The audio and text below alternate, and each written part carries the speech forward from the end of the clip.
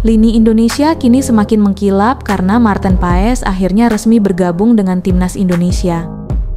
Setelah berlarut-larut dengan masalah administrasi yang lebih rumit dari soal ujian matematika, Maarten Paes akhirnya mendapat izin untuk memperkuat Timnas senior.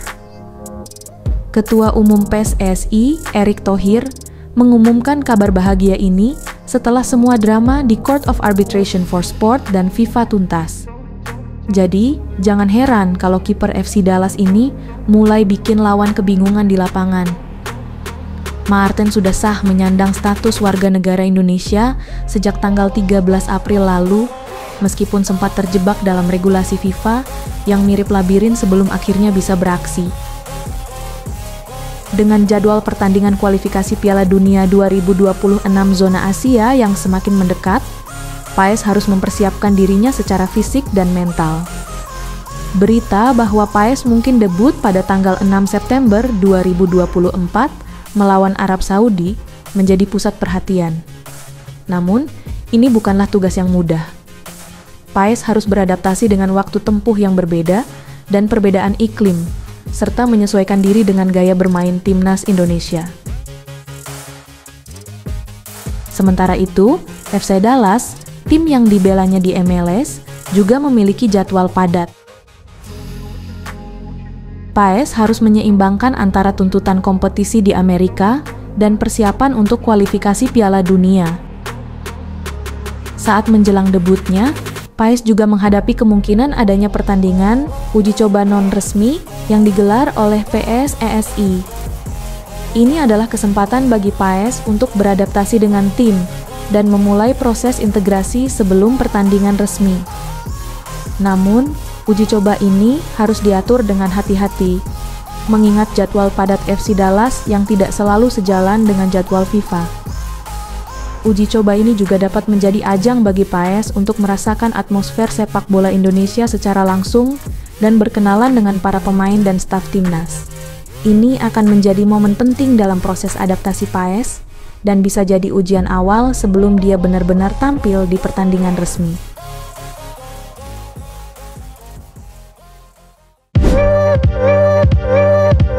Keputusan PSSI untuk mengesahkan Maarten Paes sebagai pemain Timnas Indonesia tentu sangat menggembirakan.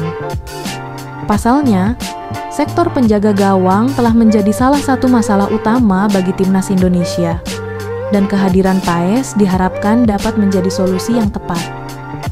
Dengan reputasinya sebagai benteng terakhir yang kokoh dan nilai pasar yang mencapai 26,07 miliar rupiah, Paes telah menunjukkan bahwa ia bukan sekadar pemain biasa. Nilai pasar yang selangit ini menegaskan posisinya sebagai salah satu pemain termahal di Indonesia saat ini. Namun, Maarten Paes bukanlah satu-satunya pemain dengan nilai pasar yang mencolok. Di antara daftar pemain dengan nilai pasar tertinggi, Tom Hay memimpin dengan nilai yang mencapai 52,14 miliar rupiah. Meskipun saat ini berstatus free transfer setelah kontraknya dengan Heerenveen berakhir pada awal Juli lalu, nilai pasar Haye tetap mengesankan.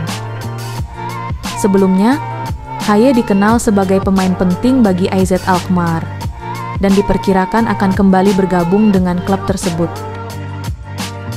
Di posisi kedua, Calvin Verdong, bek sayap dari NEC Nijmegen, memiliki nilai pasar yang juga mencapai 43,45 miliar rupiah.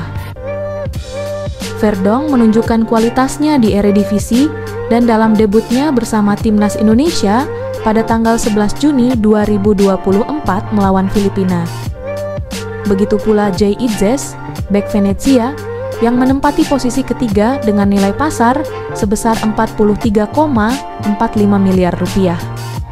Penampilannya yang solid dalam 3 laga bersama skuad Garuda sejak debutnya pada Maret 2024 telah membuktikan kemampuannya di lini belakang. Sementara itu, Maarten Paes menempati posisi keempat dalam daftar pemain termahal Indonesia.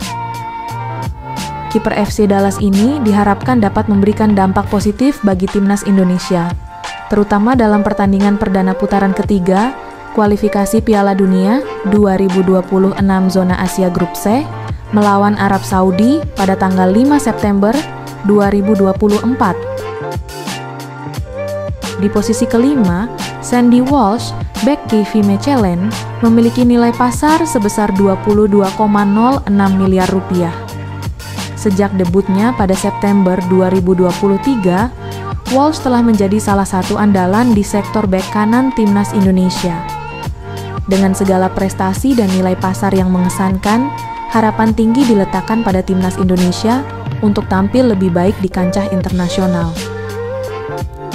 Keberadaan Paes, dengan segala prestasi dan nilai pasar yang mengesankan, diharapkan dapat membawa perubahan signifikan dan meraih hasil terbaik di kualifikasi Piala Dunia 2026 dan kompetisi lainnya.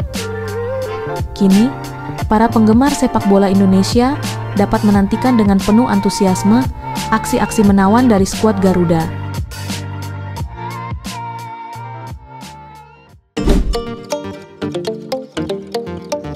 Kualifikasi Piala Dunia 2026 yang semakin dekat menuntut perhatian penuh.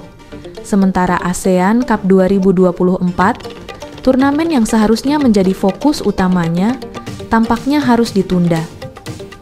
Ketika ditanya oleh jurnalis, Shin Tae-yong mengungkapkan ketidakpastiannya mengenai partisipasi di ASEAN Cup 2024.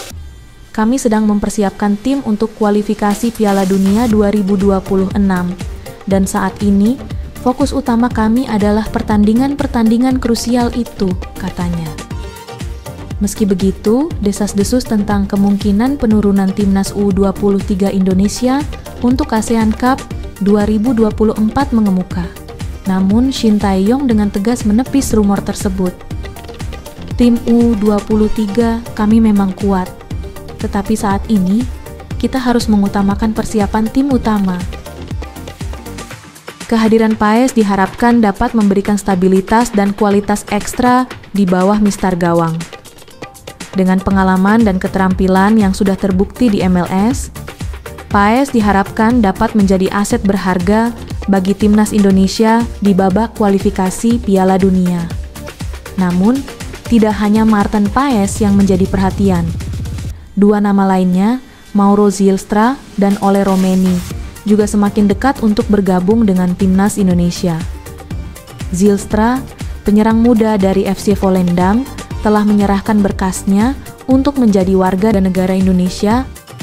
Dengan penambahan Maarten Paes dan potensi bergabungnya Mauro Zylstra serta Ole Romeni, timnas Indonesia kini memiliki kekuatan yang lebih solid untuk menghadapi tantangan di kancah internasional. Terima kasih sudah menonton Kabar Sports. Jangan lupa like, komen, dan subscribe. Sampai jumpa di video berikutnya dengan informasi terbaru seputar dunia olahraga.